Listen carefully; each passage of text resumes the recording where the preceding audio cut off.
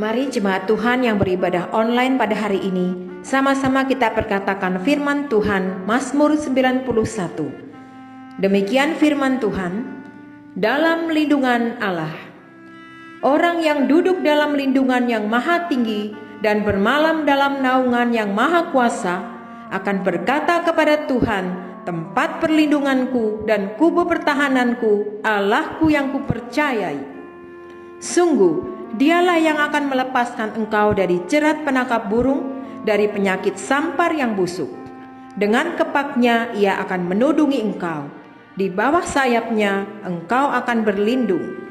Kesetiaannya ialah perisai dan pagar tembok. Engkau tak usah takut terhadap kedahsyatan malam, terhadap panah yang terbang di waktu siang, terhadap penyakit sampar yang berjalan di dalam gelap, terhadap penyakit menular yang mengamuk di waktu petang. Walau 1.000 orang rebah di sisimu dan 10.000 di sebelah kananmu, tetapi itu tidak akan menimpamu. Engkau hanya menontonnya dengan matamu sendiri dan melihat pembalasan terhadap orang-orang fasik. Sebab Tuhan ialah tempat perlindunganmu, yang maha tinggi telah kau buat tempat perteduhanmu. Malapetaka tidak akan menimpa kamu, dan tulah tidak akan mendekat kepada kemahmu. Sebab malaikat-malaikatnya akan diperintahkannya kepadamu untuk menjagai engkau di segala jalanmu. Mereka akan menatang engkau di atas tangannya, supaya kakimu jangan terantuk kepada batu. Singa dan ular tedung akan kau langkahi. Engkau akan menginjak anak singa dan ular naga. Sungguh hatinya melekat kepadaku, maka aku akan meluputkannya. Aku akan membentenginya, sebab ia mengenal namaku. Bila ia berseru kepadaku, aku akan menjawab. Aku akan menyertai dia dalam kesesakan. Aku akan meluputkannya dan memuliakannya. Dengan panjang umur akan kukenyangkan dia, dan akan kuperlihatkan kepadanya keselamatan daripadaku. Amin. Haleluya, haleluya. Terima kasih Tuhan. Terima kasih buat anugerah Tuhan. Kami kembali boleh beribadah, memuji, menyembah Tuhan. Engkau hadir, Engkau berkata, Engkau yang layakkan kami karena kuasa darah Yesus. Yesus, terima kasih. Terima kasih Tuhan. Terima kasih buat anugerah-Mu, buat kebaikan-Mu. Terima kasih Tuhan buat kasih setia-Mu yang menyelamatkan hidup kami, yang menembus kami. Ini hidup kami Tuhan, pakai menjadi alat-Mu. Terima kasih. Oh ya nama shikara, oh ya nama shikara. Di tempat kami berada hari ini Tuhan, kami menyembah-Mu. Kami menyembah-Mu, tinggikan nama-Mu. Kami sembah Kau Tuhan, kami sembah Kau. Haleluya, haleluya, haleluya, haleluya. Oleh kuasa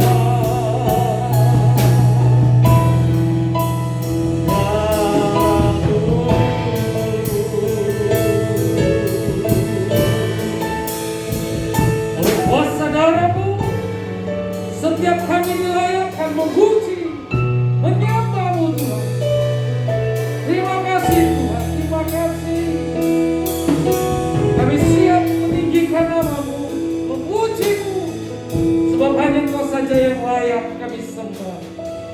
Engkau yang layak kami tinggikan. Segala pujian, hormat, kemuliaan hanya bagi Yesus. Dalam nama Tuhan Yesus, mari Bapak Ibu Saudara yang siap memuji Tuhan sama-sama katakan amin. Tepuk tangan buat Tuhan Yesus. Bangkit berdiri bersama-sama di tempat kita. Biar segala pujian hanya bagi Yesus. Haleluya. Oh, Yesus Tuhan. Segala pujian hanya bagi Tuhan. Segala puji syukur.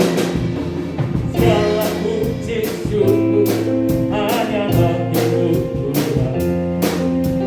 Sebab Kau yang layak dipuja. Kami mau bersorak. Kami mau bersorak. Tinggikan nama. Haleluya. Haleluya. Segala puji syukur.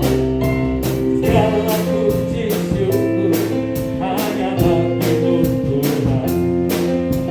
Sebab Kau yang layak dipuja. Kami mau bersorak Tuhan. Kami mau bersorak. Tinggikan nama-Mu. Haleluya.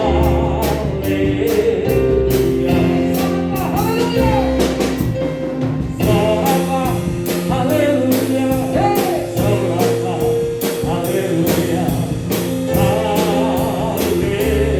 Haleluya. Soraklah, haleluya. Soraklah, haleluya. Soraklah, haleluya. Haleluya. Segala pujian hanya bagi Yesus Tuhan. Sebab Engkau layak kami sembah, kami tinggikan. Katakan sama-sama.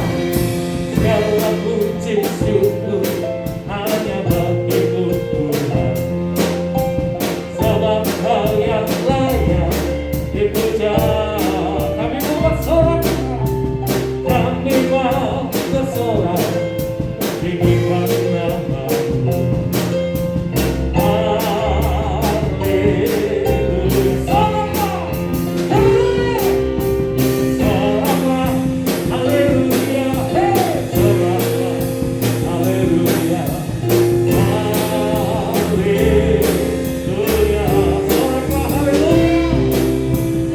Soraklah, haleluya. Haleluya.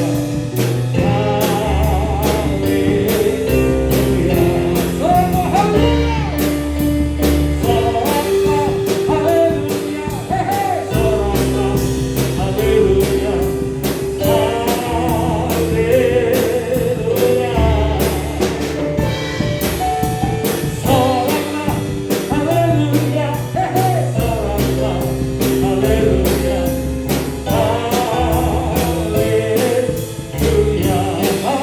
haleluya.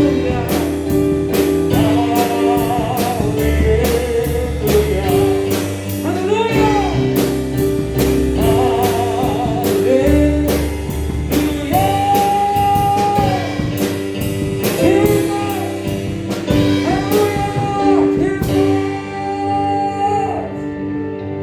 Terima kasih Tuhan Yesus. Shalom saudara, dalam VOP kali ini kita akan membahas mengenai pilar pernikahan Kristen dan LGBTQ.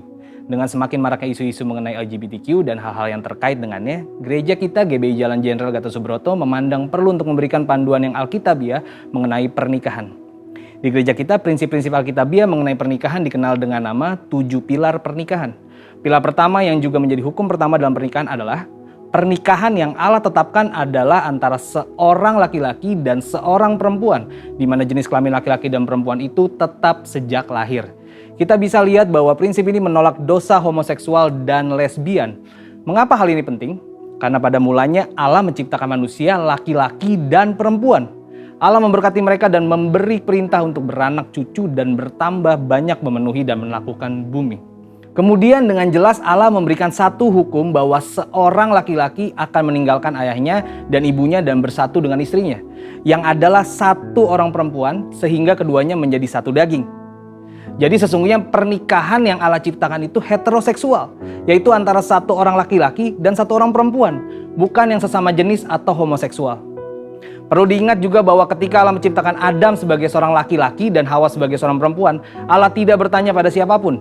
Allah menentukan gender seseorang dalam kedaulatannya dan tidak dapat diganggu-gugat oleh siapapun. Jadi jika seorang menolak gender yang Allah putuskan, hal itu seperti menolak Sang Pencipta, yaitu Allah sendiri. Bagaimana jika terjadi orientasi seksual yang berbeda dengan gender bawaan lahir? Hal tersebut sama dengan kondisi manusia berdosa yang cenderung untuk melakukan perbuatan-perbuatan yang melawan hukum Allah. Apakah seseorang dapat berkata, karena saya memiliki kecenderungan untuk melakukan perbuatan pelanggar hukum, jadi saya lakukan saja pelanggaran itu? Tentu tidak demikian.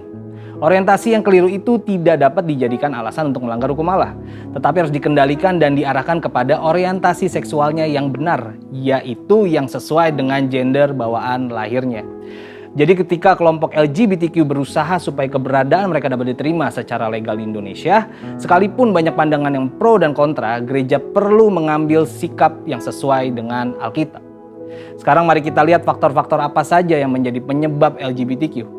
Faktor pertama yaitu adalah faktor pola asuh dalam keluarga. Faktor pengasuhan dalam keluarga punya pengaruh yang sangat besar terhadap perkembangan satu individu, dari bayi sampai dewasa. Perkembangan yang dimaksud mencakup tubuh, jiwa, dan rohnya. Karena itu parenting yang baik sangat penting supaya seorang anak yang akan berkembang dengan baik. Saul McLeod, seorang dosen dan peneliti dalam bidang psikologi, menemukan bahwa anak mengamati model yang memberikan contoh perilaku maskulin atau feminim. Setelah mengamati, anak tersebut akan berusaha meniru sekalipun perilaku tersebut tidak sesuai dengan gendernya. Karena anak akan meniru apa yang sering dilihatnya. Faktor kedua yaitu faktor lingkungan. Faktor lingkungan baik di dalam keluarga maupun di luar keluarga juga memiliki pengaruh yang besar. Dikatakan oleh Jonathan Tan, seorang transgender yang sudah dipulihkan di dalam nama Tuhan Yesus. Inilah pentingnya seorang anak harus diberlakukan sebagaimana identitas dirinya. Jika ia terlahir sebagai anak laki-laki, maka ia harus diperlakukan sebagai anak laki-laki, diasuh dan dibesarkan sebagai seorang anak laki-laki. Demikian pula dengan perempuan. Proses perlakuan dan pengasuhan yang tidak sesuai sejak belia akan membentuk fondasi identitas diri yang tidak tepat pula hingga dewasa. Faktor ketiga adalah faktor psikologis. Faktor psikologis juga memiliki peran yang besar dalam mempengaruhi seseorang menjadi LGBTQ. Beberapa di antaranya tidak percaya Tuhan, tidak mendapat perhatian keluarga, trauma masa kecil, ejekan saat kecil, kekaguman yang berlebihan, kesalah pergaulan, sering menonton film porno, dan hal lainnya. Johannes Verkil, profesor misi dan penginjilan dari Belanda yang juga adalah misionaris yang melayani di Indonesia, menjelaskan bagi orang-orang tertentu kecenderungan homoseksual itu adalah akibat dari suatu perkembangan psikis yang terganggu. Mungkin terjadi bahwa kesalahan-kesalahan yang dibuat dalam pendidikan, pengalaman dalam masyarakat, gangguan-gangguan komunikasi dalam pertalian-pertalian dengan sekitar menimbulkan kecenderungan homoseksual dan pola-pola kelakuan. Bagaimana dengan argumen dari kelompok LGBTQ yang menyatakan bahwa mereka menjadi seperti kondisi mereka saat ini bukan karena keinginan mereka, tetapi karena faktor genetik yang mereka warisi. Faktanya, hingga saat ini di dalam dunia medis belum ada penelitian secara saintifik yang menunjukkan bahwa LGBTQ itu disebabkan karena faktor genetik. Jadi, setelah mengetahui hal-hal tersebut, bagaimana seharusnya sikap dan tindakan gereja mengenai hal ini? Untuk menjangkau dan memulihkan kelompok LGBTQ, gereja perlu memperhatikan hal-hal berikut. Pertama, Yesus mengasihi semua orang berdosa tanpa memandang dosa masa lalunya. Contohnya, Yesus mengasihi dan menolong wanita Samaria yang telah bergonta-ganti pasangan sehingga wanita itu berubah dari seorang wanita yang hidup bebas menjadi seorang penginjil yang memenangkan banyak jiwa. Yang kedua, salah satu penyebab kuat LGBTQ ialah faktor pola asuh keluarga. Karena itu gereja harus memfasilitasi para orang tua untuk dapat melakukan parenting dengan benar. Ketiga, gereja harus menghindari sikap menghakimi kelompok LGBTQ. Mereka harus berusaha menjangkau dan melayani mereka. Keempat, gereja-gereja di Indonesia perlu aware dengan perkembangan kelompok LGBTQ di Indonesia. Diperkirakan saat ini di 25 provinsi di Indonesia telah ada organisasi LGBTQ yang telah berusaha dengan berbagai upaya agar LGBTQ dapat diterima secara legal di negeri ini. Sebagai kesimpulan, kita mengerti bahwa pernikahan yang Allah tetapkan adalah satu orang laki-laki dan satu orang perempuan, di mana jenis kelamin laki-laki dan perempuan yang dimaksud adalah bawaan sejak lahir. Faktor pola asuh keluarga yang tidak sehat dan faktor lingkungan adalah dua faktor yang menyebabkan LGBTQ. LGBTQ bukan disebabkan oleh faktor genetik. Karena LGBTQ dapat disembuhkan bila yang bersangkutan memiliki keterbukaan. Dengan kasih Kristus, gereja dapat menjakau dan memulihkan kaum LGBTQ. Saat ini kelompok LGBTQ telah berkembang di Indonesia. Oleh karena itu, gereja-gereja di Indonesia perlu membangun jaringan kerjasama untuk membuat pelayanan yang terencana dan berkelanjutan untuk melayani dan memulihkan kaum LGBTQ. Saudara, untuk penjelasan lebih lengkapnya dari tim teologi kami, silakan buka link yang ada di atas atau scan QR Code yang tersedia. Tuhan Yesus memberkati.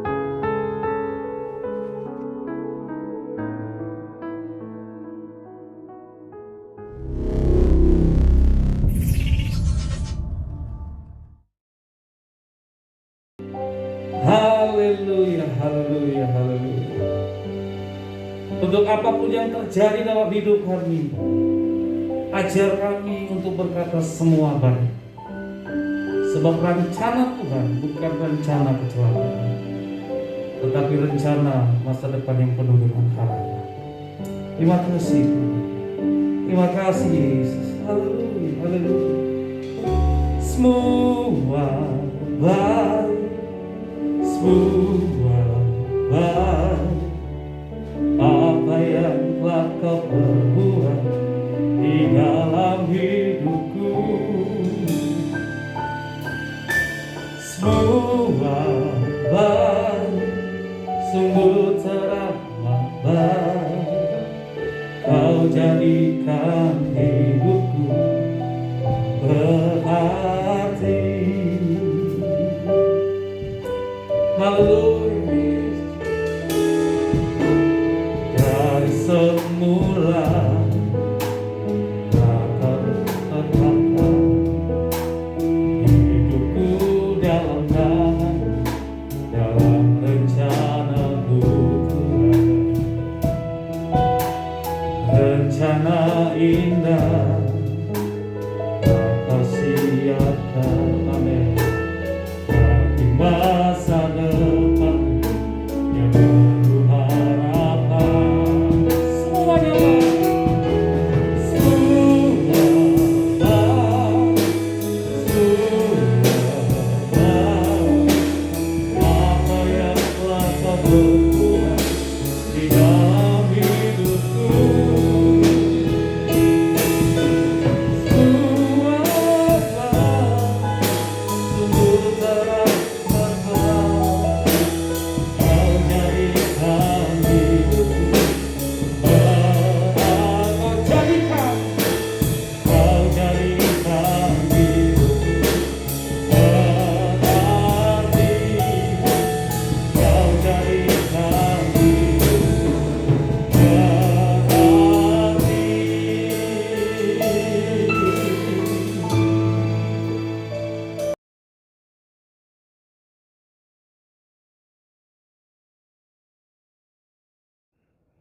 Shalom, Jemaat CK9 yang di Ambon dan semua cabang di Jakarta yang saya kasihi.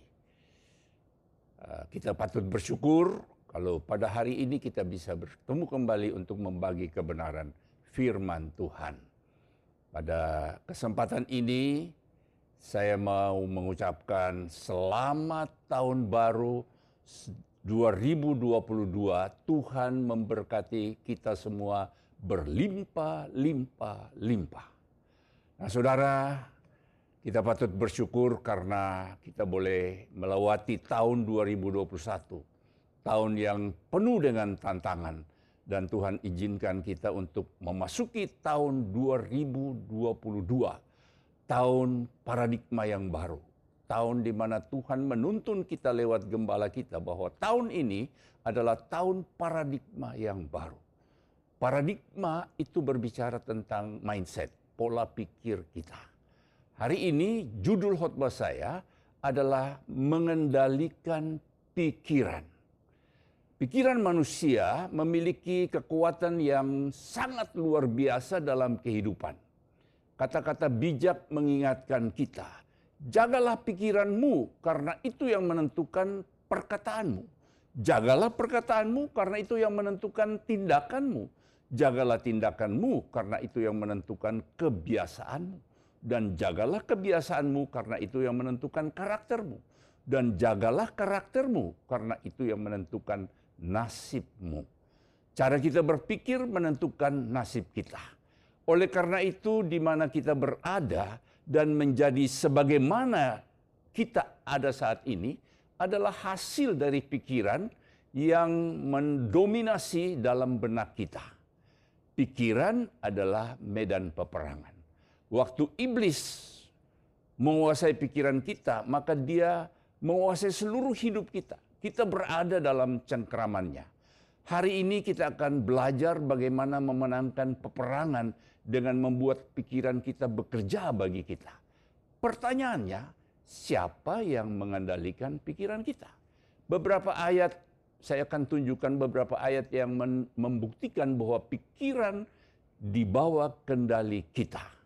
Amsal 23 ayat 7a, sebab seperti orang yang membuat perhitungan dalam dirinya sendiri, demikianlah ia. Membuat perhitungan artinya apa yang kita pikirkan. Siapa yang membuat perhitungan, yang mengatur apa yang kita pikirkan? Jawabannya, saudara dan saya. Saudara, bukan apa yang saudara pikirkan, tetapi apa yang saudara pikirkan adalah saudara. Jadi akhirnya, Filipi 4 ayat yang ke-8. Jadi akhirnya saudara-saudara, semua yang benar, semua yang mulia, semua yang adil, semua yang suci, semua yang manis, semua yang sedap didengar, dan semua yang disebut kebajikan dan patut dipuji, pikirkanlah semuanya itu. Saudara, yang dimaksudkan dengan di sini adalah yang benar, yang mulia, yang adil, yang suci, yang sedap didengar. Itu saya namakan pola berpikir positif. Berpikir positif artinya kita berpikir yang baik, yang manis, yang sedap didengar. Itu adalah merupakan tanggung jawab kita atas kontrol kita. Pertanyaannya, apakah selama ini saudara mengendalikan pikiran saudara atau pikiran yang mengendalikan saudara? Tuhan lebih tertarik mengubah pemikiran kita daripada mengubah keadaan kita. Kita ingin Tuhan mengubah keadaan kita, masalah kita, penderitaan, kesedihan, luka, dan sebagainya. Tapi Tuhan lebih mau mengubah pemikiran kita dahulu, baru mengubah keadaan kita. Roma 12 ayat yang kedua katakan begini, janganlah kamu menjadi serupa dengan dunia ini, tapi berubahlah oleh pembaharuan budimu. Budimu artinya pikiranmu. Sehingga kamu dapat membedakan manakah kehendak Allah, apa yang baik, yang berkenan kepada Allah, dan yang sempurna. Mengapa harus mengatur pikiran kita? Yang pertama, karena pikiran kita menguasai hidup kita. Setiap aksi kita dimulai dari pikiran. Jika kita tidak memikirkannya, kita tidak melakukannya. Jika kita memikirkan yang baik, kita akan melakukan yang baik. Jika kita memikirkan yang jahat, kita akan melakukan yang jahat. Amsal 4 ayat 23, jagalah hatimu dengan segala kewaspadaan, karena dari situlah terpancar kehidupan. Hati-hati dengan cara berpikirmu, hidupmu dibentuk oleh pikiran-pikiranmu. Jika kita menerima pemikiran dari orang lain, entah itu benar atau tidak, itu akan membentuk hidup kita. Jika kita menerima orang lain yang terus menaruh pemikiran bahwa kita bodoh, kita tidak bisa berbuat apa-apa, maka itulah yang akan membentuk hidup kita. Kepercayaan kitalah yang membentuk hidup kita. Jika kita mempercayainya, itu akan membentuk hidup kita, entah itu benar atau tidak. Banyak pemikiran salah yang kita anggap benar pada masa kecil dan terus kita lakukan sampai sekarang. Yang kedua, pemikiran kita adalah medan pertempuran melawan dosa. Disinilah kita menang atau kalah. Semua pencobaan dimulai dari pikiran kita, bukan dari luar. Dan pencobaan itu seringkali berujung pada dosa. Jadi semua dosa dimulai dari pikiran kita. Apakah itu iri hati, hawa nafsu, kedagingan, dan lain-lain sebagainya.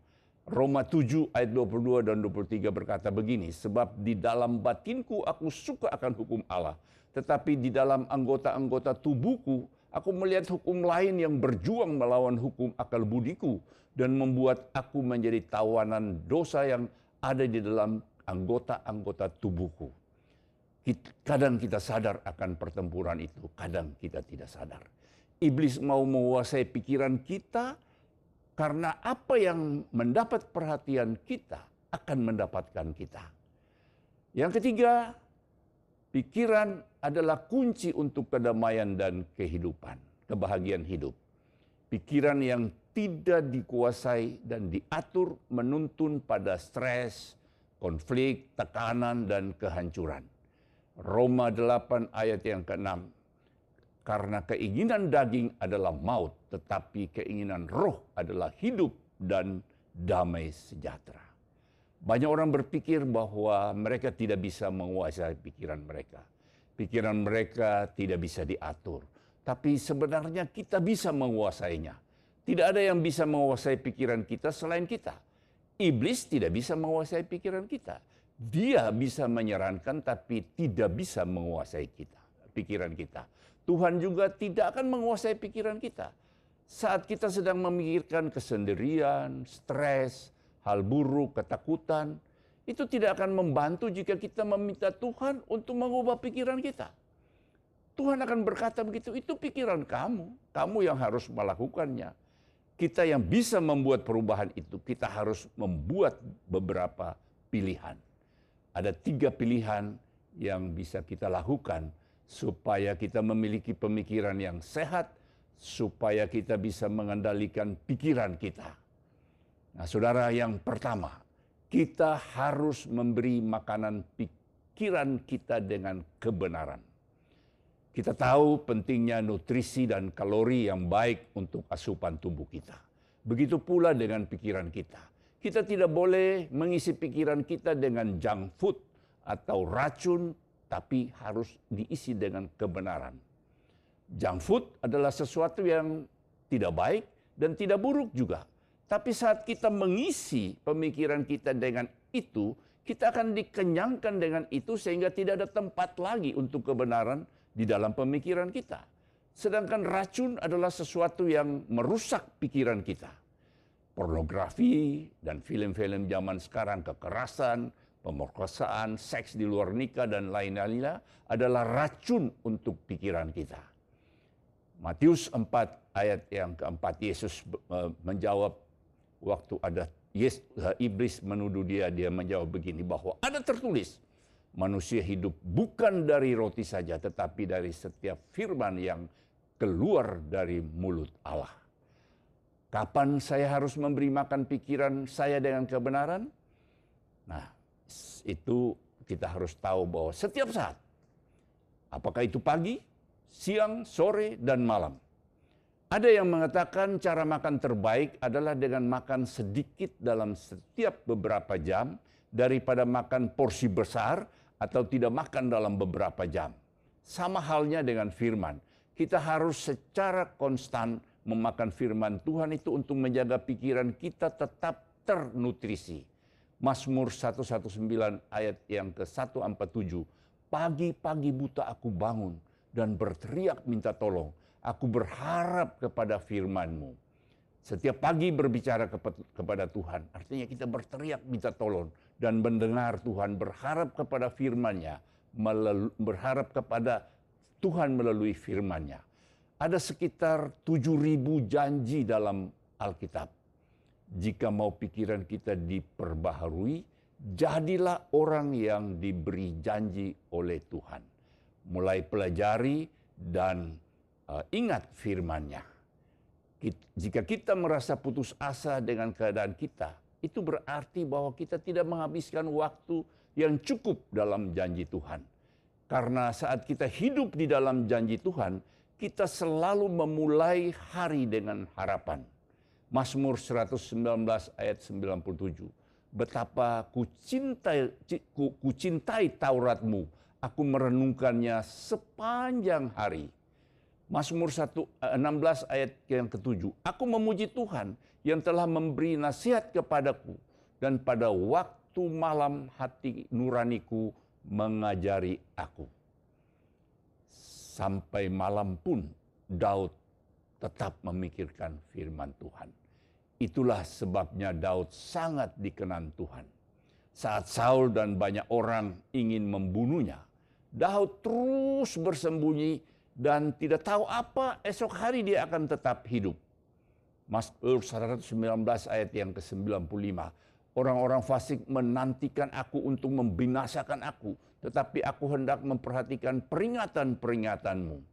Setiap orang ingin membunuhnya, Daud tetap merenungkan perbuatan Tuhan. Dia mengarahkan pikiran dia terhadap kebenaran. Itulah yang menguasai pikiran. Yang kedua, kita harus membebaskan pikiran kita dari pikiran yang menghancurkan. Pikiran kita harus dibebaskan karena kita adalah tawanan pikiran kita. Mungkin kita sering dibilang ceroboh, padahal kita tidak ceroboh. Tapi karena kita sering melihat diri kita ceroboh, maka kita menjadi ceroboh. Ada 3 musuh yang mau menghancurkan perhatian kita yang baik. Kita selalu berpikir mau mengubah ini dan itu supaya menjadi lebih baik. Tapi itu tidak pernah terjadi. Kenapa? Karena ada 3 musuh yang berperang dengan kita dalam pikiran. Kita harus melawannya karena mereka tidak cepat menyerah. Yang pertama, kehidupan lama kita. Roma 7 ayat yang ke-23. Tetapi di dalam tubuhku aku melihat hukum lain yang berjuang melawan hukum akal budiku dan membuat aku menjadi tawanan hukum dosa yang ada di dalam anggota-anggota tubuhku. Pernahkah kita melakukan hal yang kita tidak mau lakukan? Itu adalah perang dalam pikiran. Pernahkah kita secara sadar menganggap diri kita kalah? Itu juga adalah perang dalam pikiran. Kita punya perhatian yang terbaik di dalam kehidupan baru kita. Tetapi dosa lama kita, kebiasaan dan kehidupan lama seringkali mendominasi kita. Sebab mereka yang hidup menurut daging memikirkan hal-hal dari daging. Mereka yang hidup menurut roh memikirkan hal-hal yang dari roh. Roma 8 ayat yang ke-5. Semuanya adalah tentang pikiran. Yang kedua, iblis. Iblis mau menguasai pikiran kita. Dia tidak bisa, tapi dia mau. Jadi dia mengirim ide dan pikiran ini ke dalam pikiran kita. Dia tidak bisa memaksa kita melakukan apapun. Tapi dia bisa menyarankan sesuatu dan sarannya itu sangat kuat. Dia secara terus-menerus menanamkan pikiran yang jahat dalam pikiran kita. Iblis bisa menggunakan televisi dan atau orang lain atau langsung ke dalam pikiran kita. Pernahkah kita berdoa dan tiba-tiba terlintas hal yang paling aneh dalam pikiran kita? Dari mana datangnya itu? Dari iblis. Dia sedang menjatuhkan bom ke dalam pikiran kita. Martin Luther berkata begini, jika kita tidak bisa menghalangi burung-burung lewat di kepala kita, tapi kita bisa berkata, kita mencegah mereka buang air besar di atas kepala kita. Kita bisa bergerak, kita bisa menghindari, kita tidak harus menerima pikiran itu. Kita tidak harus mempercayai apapun yang kita pikirkan. Kita dengan otomatis berpikir bahwa jika kita memikirkannya, maka itu benar. Itu adalah hal yang salah. Kita memikirkan banyak hal yang tidak benar. Apakah itu menyangkut pekerjaan, menyangkut orang lain, menyangkut pemerintahan, menyangkut gereja, dan sebagainya. Jika kita memikirkannya itu belum tentu benar. Tetapi iblis menaruh pemikiran-pemikiran itu tepat pada saat kita bangun tidur. Kamu akan mengalami hal buruk hari ini. Kamu tidak akan berhasil. Kesehatanmu tidak sehat, kamu tidak akan tidak akan segar, kamu akan gendut, kamu jelek dan sebagainya.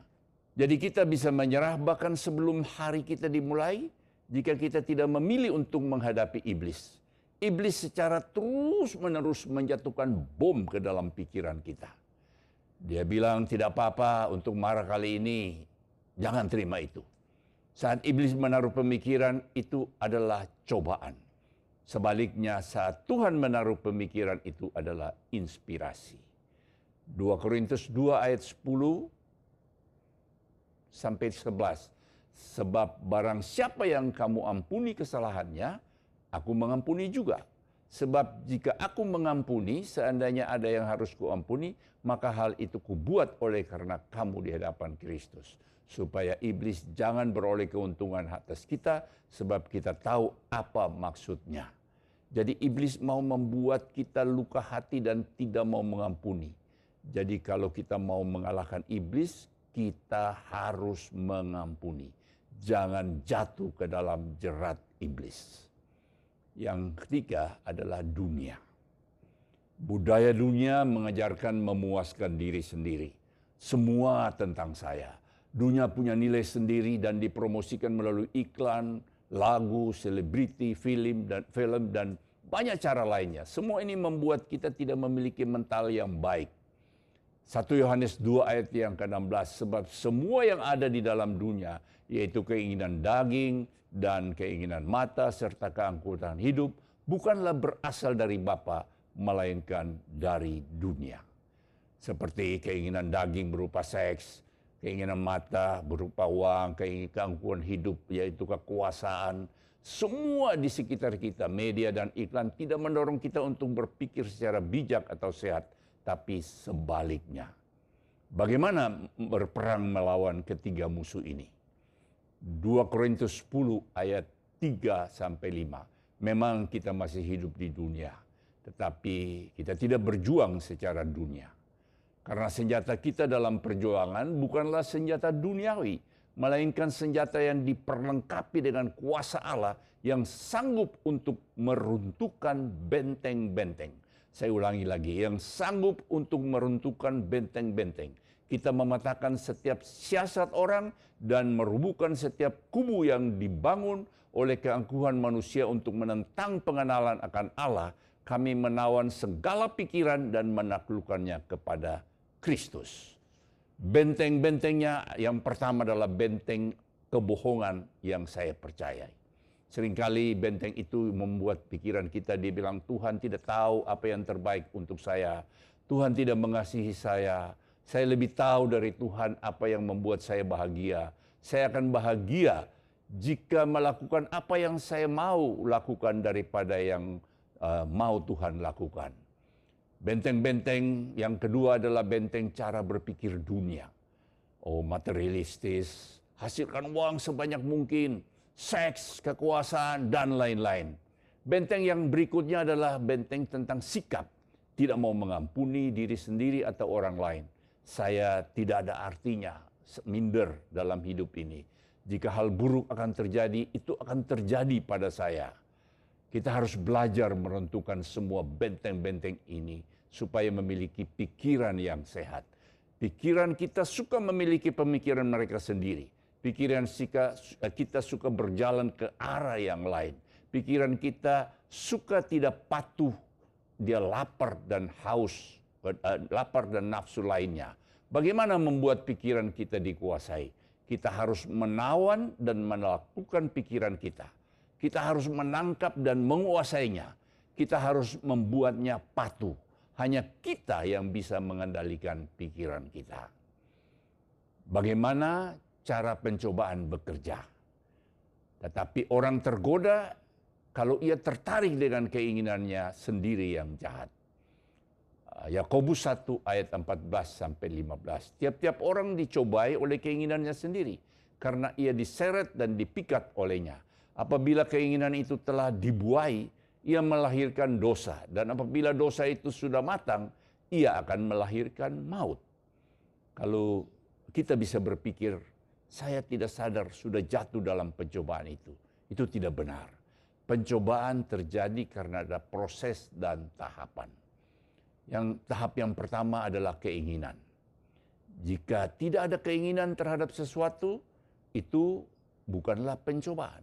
Saya tidak pernah tergoda, contohnya ya, saya tidak pernah tergoda untuk merokok karena saya tidak punya keinginan untuk merokok.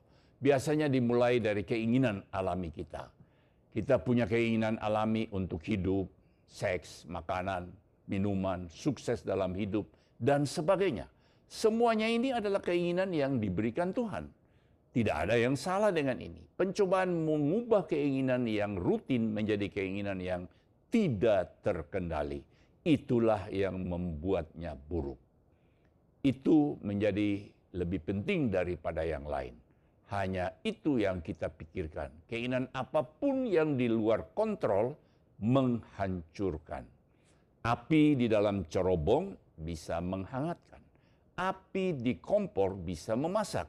Tetapi api yang di luar kontrol dapat membakar habis rumah kita.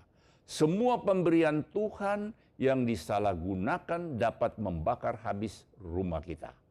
Misalnya kita ingin dicintai, tidak ada yang salah dengan itu. Tapi jika kita mencari cinta di tempat yang lain dari dunia malam, dari tempat lain yang tidak benar, itu adalah salah. Yang kedua, tahap keraguan. Kita mempertanyakan dua hal. Kita mulai ragu, apakah Tuhan mengasihi kita?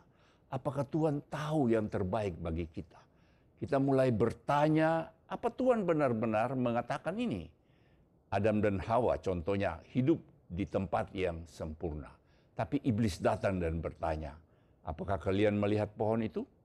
Apakah Tuhan benar-benar mengatakan bahwa kalian tidak boleh makan buah dari pohon itu? Iblis sedang membuat kita ragu. Dia membuat kita ragu bahwa Tuhan tahu yang terbaik. Tahap yang ketiga, tipu muslihat. Iblis menggantikan kebenaran Tuhan dengan kebohongannya. Iblis melanjutkan pembicaraan dengan Adam dan Hawa. Iblis berkata, kamu tidak akan mati jika memakan buahnya. Iblis sedang menipu kita. Sama seperti sedang memancing, kita butuh umpan yang tepat untuk memakan ikan. Umpan apa yang iblis gunakan atas kita? Tahukah kita apa yang membuat kita jatuh setiap saat? Iblis tahu kelemahan kita. Dan dia menggunakan umpan yang tepat. Kita sudah tahu ada kait, tapi kita masih berenang ke umpan itu. Kita merayu orang lain di tempat kerja, kita sudah tahu ada kait, tapi kita bodoh masih melakukannya. Mungkin kita bilang kita sudah dewasa dan tidak akan jatuh, tapi kita sedang ditipu. Pencobaan selalu terlihat lebih baik. Yang keempat adalah ketidaktaatan dan kekalahan.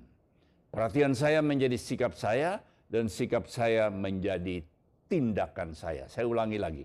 Perhatian saya menjadi sikap saya dan sikap saya menjadi tindakan saya. Ada bahaya dari sebuah fantasi, sangat berbahaya. Apapun yang saya goda, saya akan jatuh padanya. Kita bebas memilih apapun yang kita mau, tapi kita tidak bebas atas konsekuensi dari pilihan itu. Apa yang kita tabur, itu yang kita tuai. Kita tidak bisa memilih kebiasaan buruk dan tidak mau menerima konsekuensinya. Selalu ada konsekuensinya. Waktu terbaik untuk memenangkan pencobaan adalah sebelum pencobaan itu dimulai.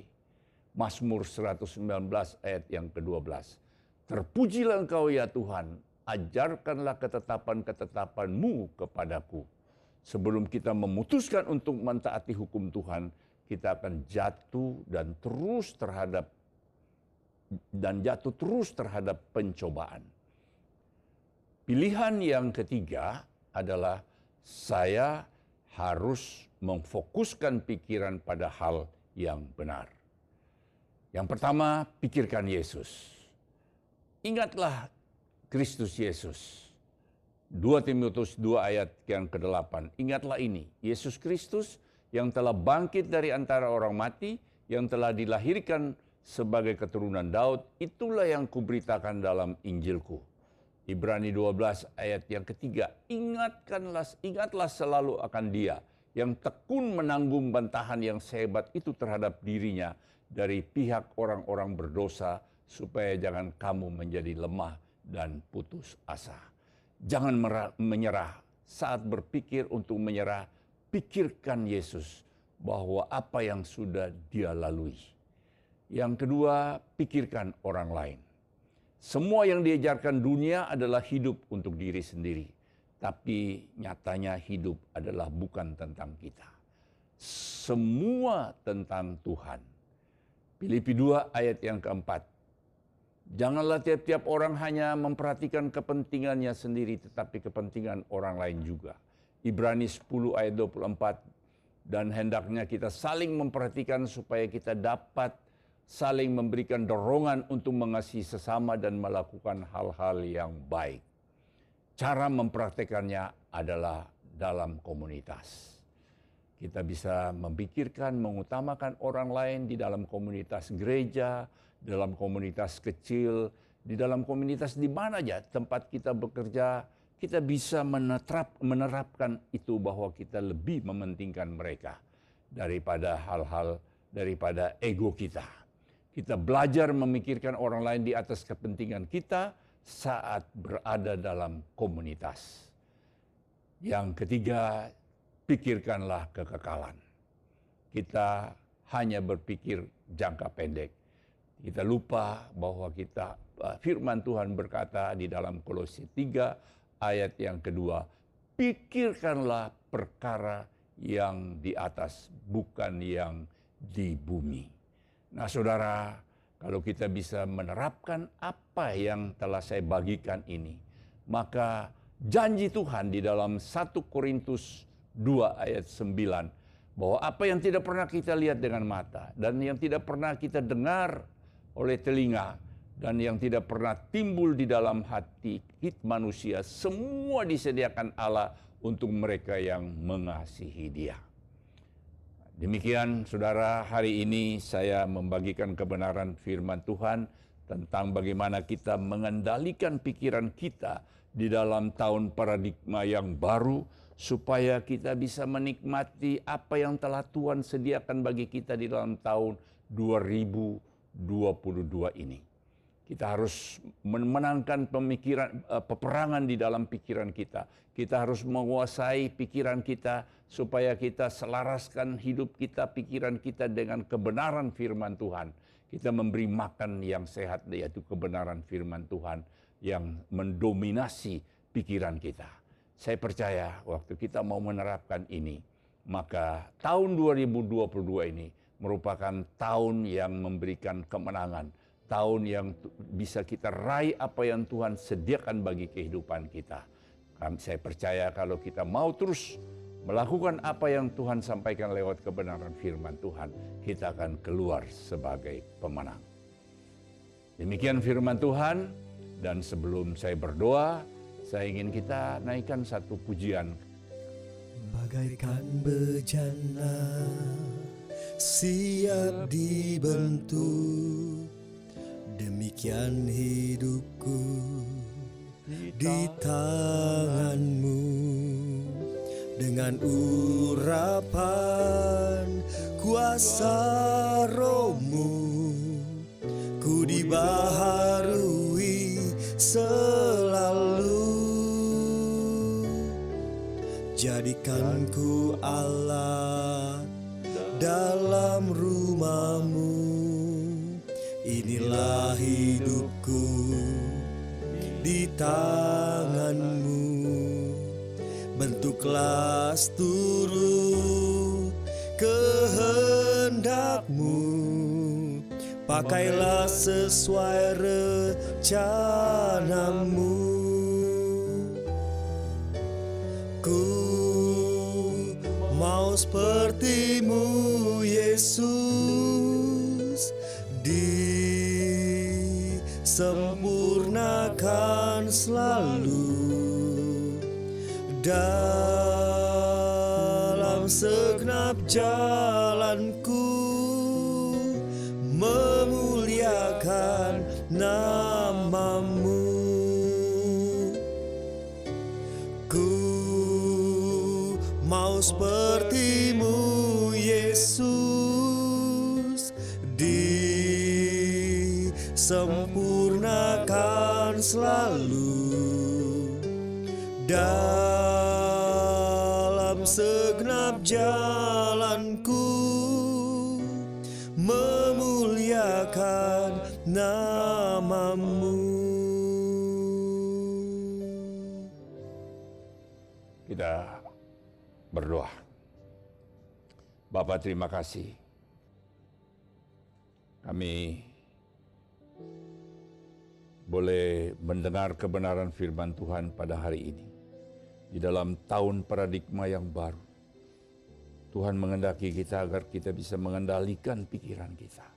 Kita harus mengatur pikiran kita, karena pikiran kita inilah yang menguasai hidup kita. Karena pikiran kita juga itu yang merupakan medan pertempuran melawan dosa kita. Karena pikiran juga itu kunci untuk mencapai kedamaian dan kebahagiaan hidup. Oleh karena itu, Tuhan terima kasih. Terima kasih untuk kebenaran firman-Mu. Engkau ingatkan kami, untuk kami harus memberikan makanan yang Tuhan bergizi, yaitu firman Tuhan bagi pikiran kami. Bukan junk food, bukan racun, tetapi kebenaran firman Tuhan yang kami harus isi senantiasa di dalam pikiran kita. Dan kami harus juga membebaskan pikiran kita dari pikiran-pikiran yang menghancurkan, berupa kehidupan kita yang lama, tipu daya iblis, daya tarik dunia, dan juga meruntuhkan benteng-benteng kebohongan, cara berpikir dunia, sikap Tuhan yang salah. Kita harus perangi untuk kita selalu menang, keluar sebagai pemenang. Dan juga Tuhan, kita mau supaya kita fokus pikiran kita kepada Kristus. Dan juga tidak ego, tapi fokus kepada orang lain. Karena hidup ini adalah untuk Tuhan.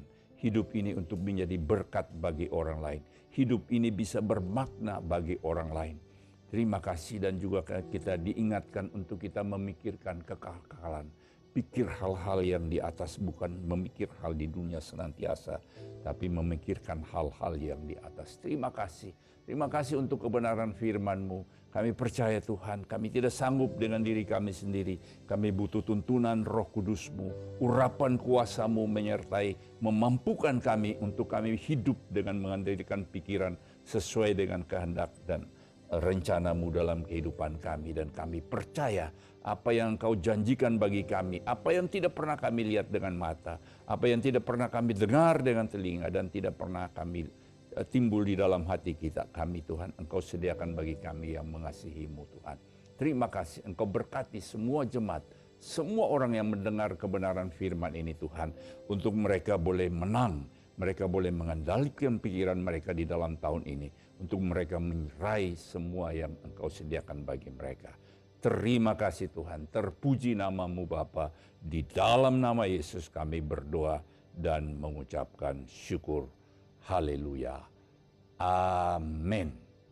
Tuhan Yesus memberkati. Apa yang dimaksud dengan Pentakosta ketiga? Pentakosta ketiga adalah pencurahan Roh Kudus yang dahsyat di zaman ini, melebihi yang terjadi di Azusa Street. Pentakosta ketiga akan mengakibatkan penuaian jiwa yang terbesar dan yang terakhir sebelum Tuhan Yesus datang kembali.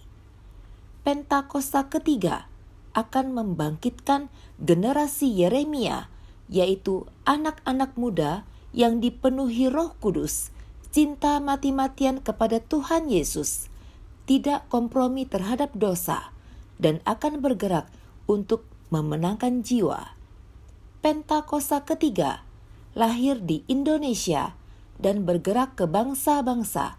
Gerakan ini dari timur ke barat dan akan kembali ke Yerusalem. Pentakosta ketiga akan memberikan kuasa untuk menyelesaikan amanat agung, dan setelah itu Tuhan Yesus datang kembali. Shalom Bapak Ibu yang terkasih di dalam Tuhan, mari kita bersatu di dalam doa. Ya Allah, haleluya.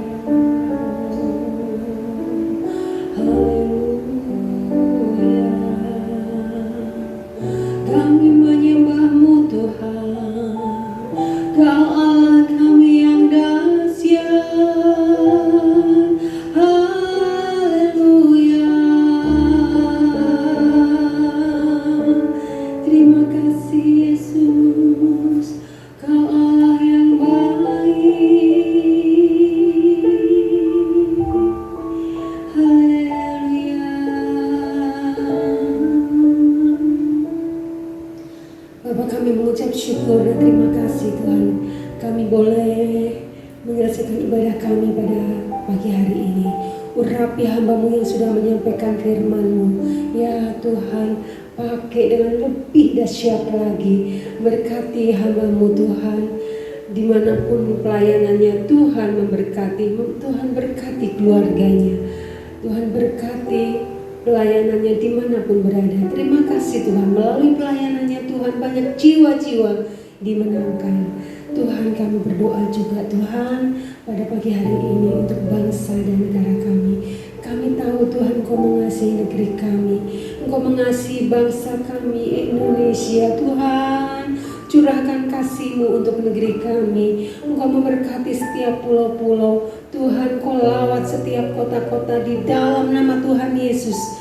Indonesia menjadi milik Tuhan Yesus.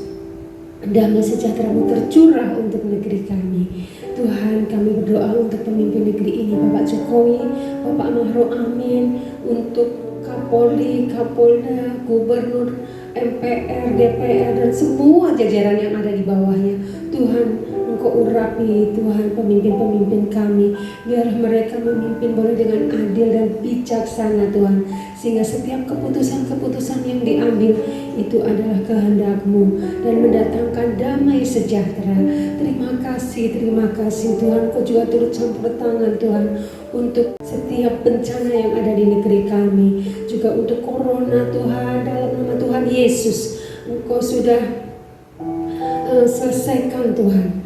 Oh Tuhan, Kau campur tangan juga mereka yang masih sakit Tuhan, dalam nama Yesus.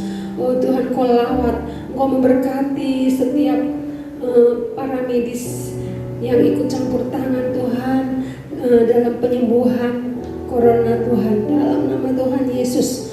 Oh Tuhan, Kau memberkati para dokter, perawat semuanya Tuhan.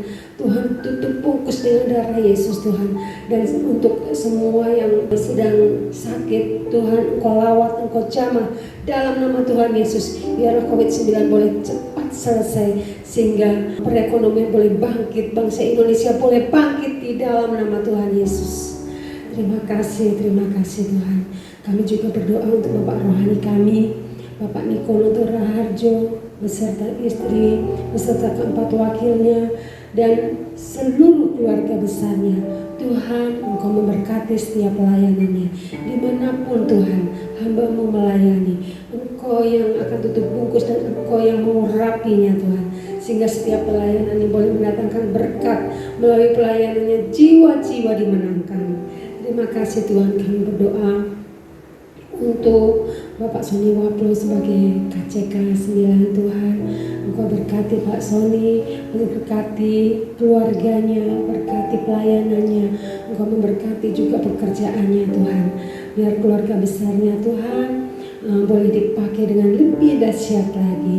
Juga untuk setiap gembala di CK 9, berikan roh unity ya Bapak, supaya kami semua boleh bergandengan tangan maju dalam melayani Engkau. Terima kasih. Kami juga berdoa buat hamba-Mu di tempat ini. Bapak Geret Sarapi, Roh Kudus, Engkau memberkati pelayanannya, Engkau memberkati pekerjaannya, Engkau memberkati keluarganya di dalam nama Tuhan Yesus. Tuhan, Engkau yang campur tangan setiap apa yang dibutuhkannya. Kami juga berdoa untuk setiap pengerja di tempat ini Tuhan. Engkau berkati Tuhan dimanapun mereka berada. Dan Tuhan, sekalipun kami belum bisa offline, tapi kami mengucap syukur Tuhan, kami masih boleh beribadah secara online. Oh Tuhan, berkati juga setiap jemaah di tempat ini Tuhan. Oh Tuhan, juga setiap mereka yang mengikuti ibadah online. Tuhan, Engkau melihat isi hati mereka, Engkau yang menjamah mereka semuanya, yang sakit disembuhkan dalam nama Tuhan Yesus. Terima kasih Tuhan. Engkau juga urapi setiap pelayanan pada pagi hari ini Tuhan. Oh Tuhan, Engkau memberkati WL, Engkau memberkati musik, multimedia, dan semua yang terlibat di dalam pelayanan ini Tuhan. Kami serahkan ke dalam tangan-Mu.